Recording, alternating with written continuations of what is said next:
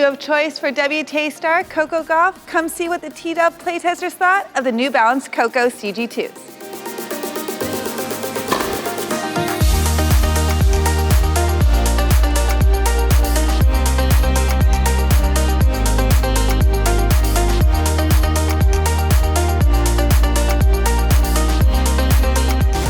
I've always loved the New Balance collaboration with Coco and her shoes, so I was super excited to try the Coco CG2.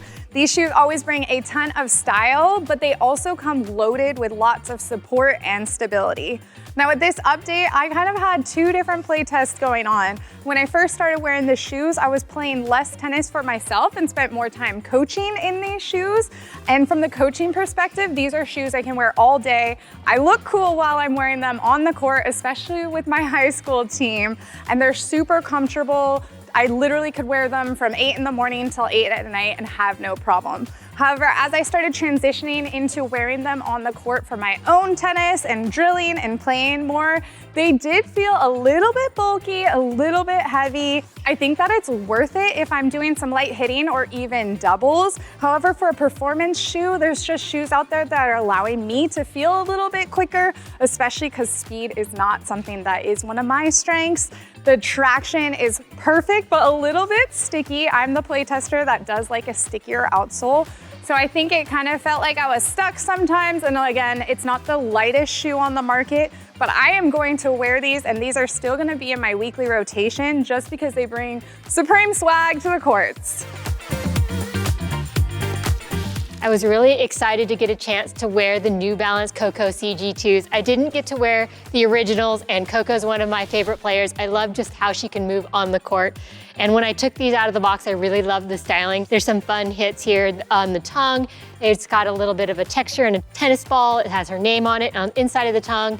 One says power, the other says grace. Just love the styling aspects of these shoes. They do offer widths. New Balance is great about that. I have a wider foot, so I opted for the D width. I'm happy I did. When I put my foot in the shoe, it did feel a bit narrow for a New Balance D. It took about an hour, and then I'm playing on court where I felt that the uppers relaxed a little bit, and I felt comfortable through the midfoot and in the forefoot. I really enjoyed the cushioning underfoot as well. I thought that it was really nice, especially when I was moving forward. I could really feel the cushioning as I sprinted toward the net.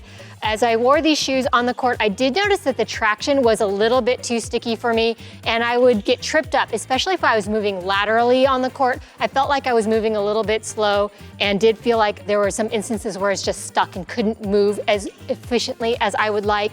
As far as durability, the uppers of these are very protected. I did know that I was turning my foot over sometimes when I was getting low, and I'm not seeing any wear there, and very minimal wear after about a dozen hours or so of hard court time on the outsoles. Overall, I think these shoes are very comfortable. I especially found them comfortable when just standing around and moving forward. However, for me, they were feeling a little bit slow and a little bit cumbersome as I was moving laterally. I was on the first play test of these Coco CGs, and I really liked them, so I was excited to see what this update offered. First things first, we'll talk about comfort and fit. Fit for me, I have a B-width foot, and this B-width shoe fit my feet perfectly, lengthwise, widthwise. And then for cushioning, I felt the underfoot cushioning was great, especially in that heel. Had enough in the forefoot too to move around comfortably, and the more I wore these shoes, the comfort kind of molded around my feet. And then when it came to the upper, I did have a little bit more of a significant break in. It took a couple hours for me to really start to feel that upper kind of loosen up and kind of mold around my feet. These shoes do have a little bit of a higher cut, so I did have to wear higher socks, at least quarter, so I didn't get any rubbing around the ankles. And there is some cushioning in the tongue, but for whatever reason, I was getting some pressure kind of around that area. Three things I thought this shoe did great was support, stability, and durability. Support, my feet were nice and snug inside these shoes. There wasn't any extra movement no matter where I was moving around the court. And then with that higher cut, probably one of the best shoes for stability for me.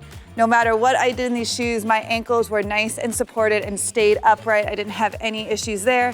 Durability, I had easily 10 plus hours on these shoes, and I took a look at them right before this playtest, and I'm seeing no wear on the uppers or the outsole, so have plenty of life left there.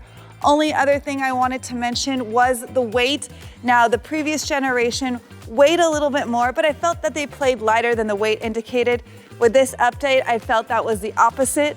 The weight is a little bit less on the scale. However, I do feel like these play a little bit bulky. Maybe it's because of that higher fit around, but I just wasn't moving as quickly and I could feel the shoes underfoot, which took some time to get used to. Overall, if you're looking for a high-performing shoe with lots of support and stability and you love Coco and great style, check this one out.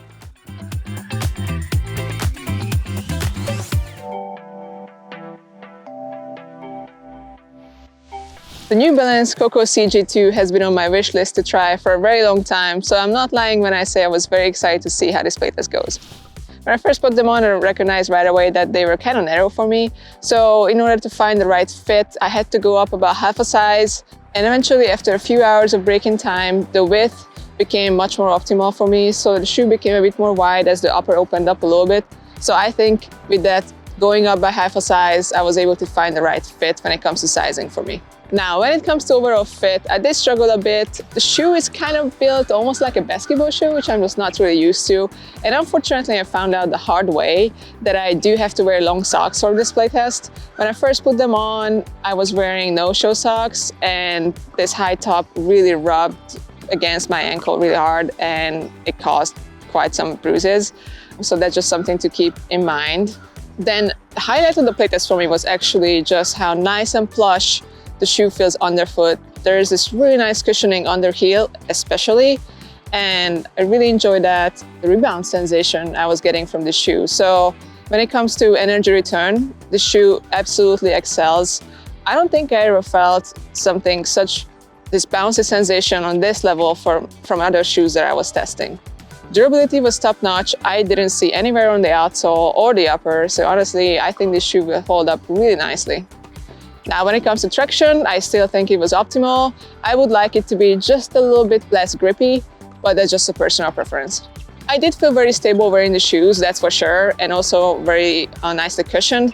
But as you can see, during the playtest, I had to really make sure I'm tightening up the shoelaces super tight around my ankle on the top, just to make sure that my heel is not moving inside the shoe, because unfortunately that was an issue, and I think likely it's because of the basketball style fit of the shoe that just didn't fit me right. All in all, if you're looking for a comfortable, durable, super stylish shoe, definitely check this one out. It was just unfortunately not the best fit for my feet.